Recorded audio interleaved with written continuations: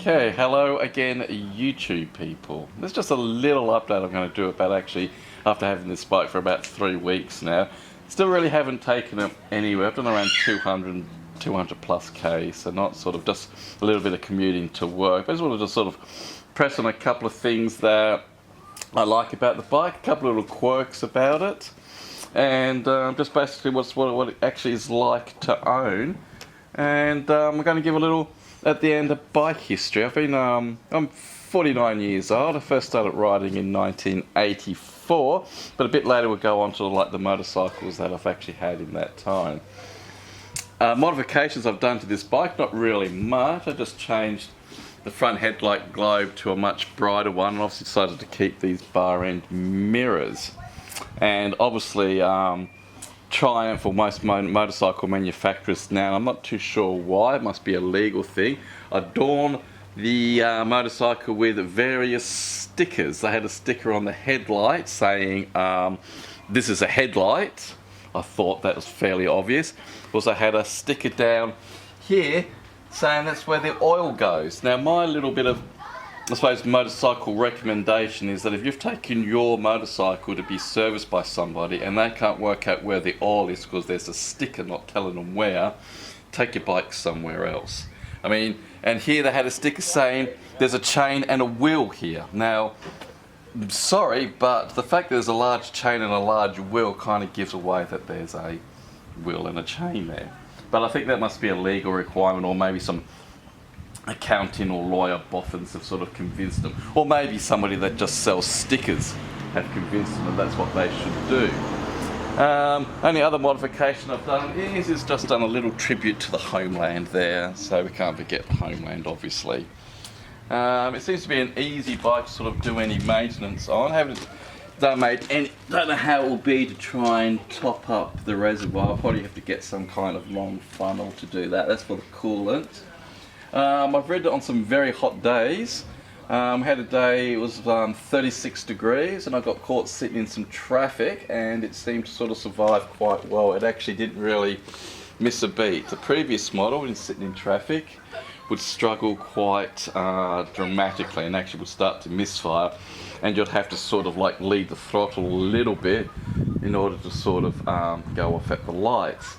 A little interesting quirk here is that the clutch lever is actually shorter than the front brake lever, but the clutch lever is incredibly light. I mean, you can feel with it switched off that it actually has a little bit of resistance there, but once you've got everything up and running, it is surprisingly feather light, and it's sort of, you can almost just, your little pinky finger can just pull the clutch in. Apart from that, it is an incredible motorcycle to ride. I mean, the people have criticised only one front disc brake, but I can tell you that is quite sufficient for this type of bike. Why would you say like get the T120? I think the reason you'll get the T120 if you say want a little bit more power, going to be carrying a pillion, maybe doing touring. It's almost the same size. I think it's a little bit shorter.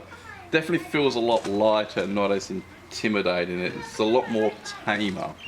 And I think that's what appealed to me about this model, and probably, and I'm going to say this out to Triumph here, probably the main reason is the colour scheme that they've got here on the tank. I didn't like the sort of like ram horn sort of pattern they had on the other models. That kind of put me off a little bit.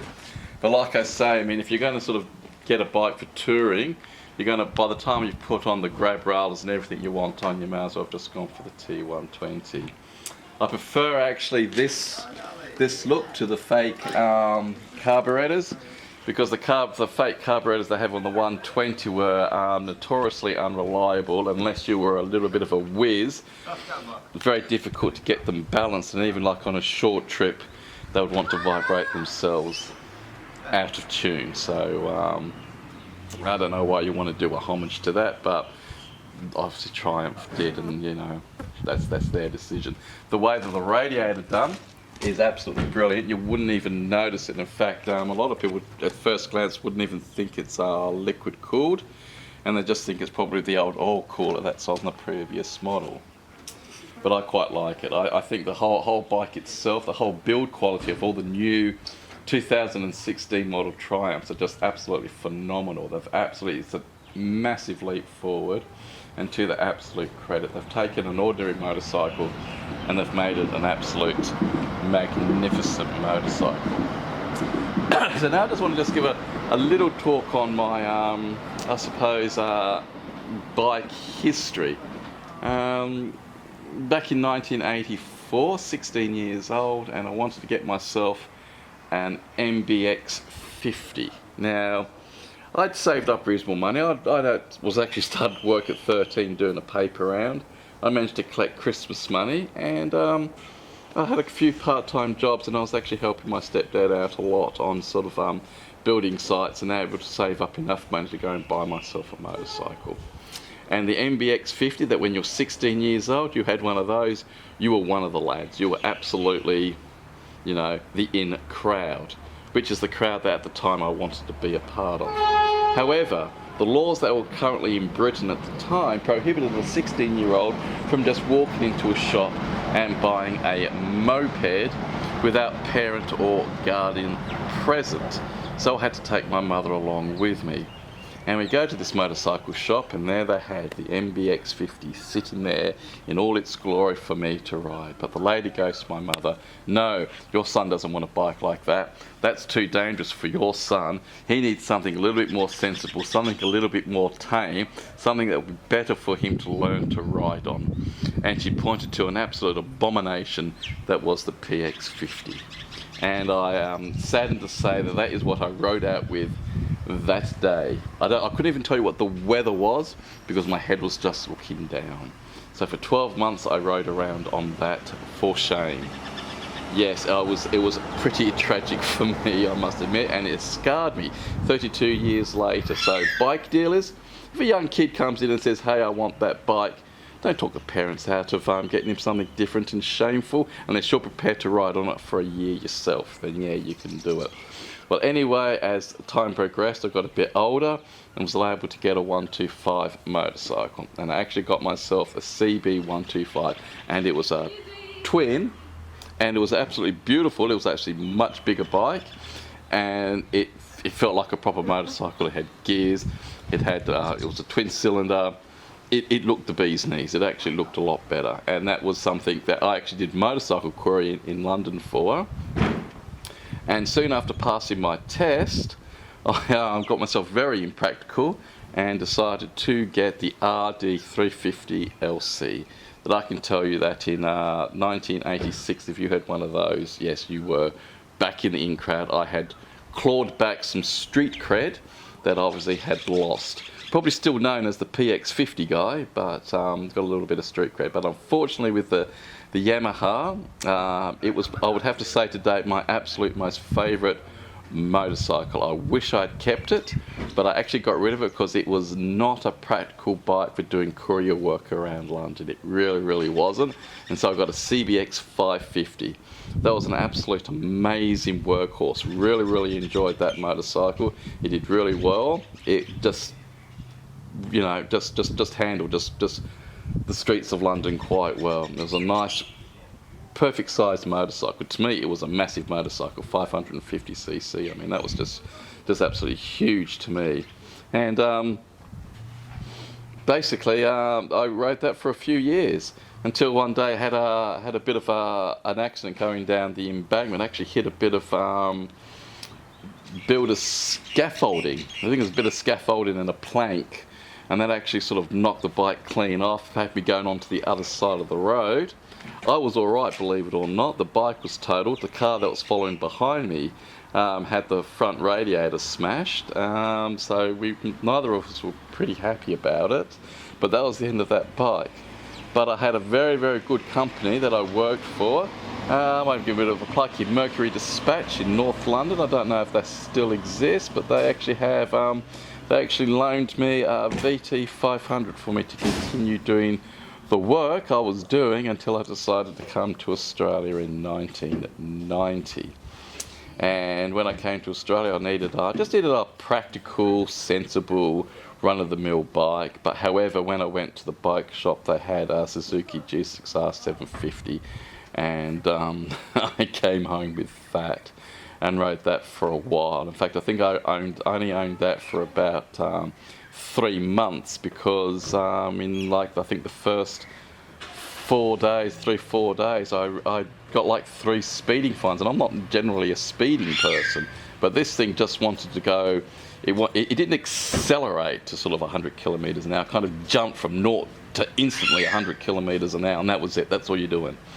So that was no good, and I got a CB900. Now the only problem with the CB900 was it was a big, heavy motorcycle, and like I say, I'm 5'7", so the bike, that was just probably too large for me. I did enjoy riding it. Bit awkward coming into sort of like with traffic and just general handling of it. I mean, I suppose if I rode it for longer, it would have, I probably would have done all right with it. But however, as fate sort of goes along, the bike had to go in for a service. And while it was there for a service, I'm looking around the bike shop, and they had a GSXR750 Turbo. And believe it or not, I decided, oh yeah, I'll get that instead. And and I rode on that for a while, and that was quite a unique motorcycle to ride. What I liked most about that was the turbine whine you would hear when you accelerate. I mean, it was quite pronounced, and I thought I liked the idea of riding around on a turbocharged motorcycle.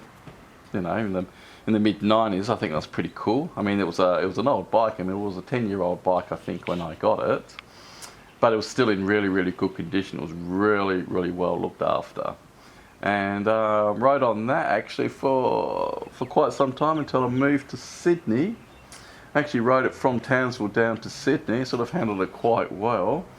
But decided to become went back to courier work in Sydney, and it wasn't a really good. Again, it wasn't a really practical bike for courier work. Well, I don't know what sort of bike it is. So I think I started looking for a VT500 or CBX550, but I couldn't really find any. And I was in a shop, and they had the GPZ 900, the one that was from a similar sort of model, or the same model that Tom Cruise rode in Top Gun. And yes, I had to have that, and I rode that for some time.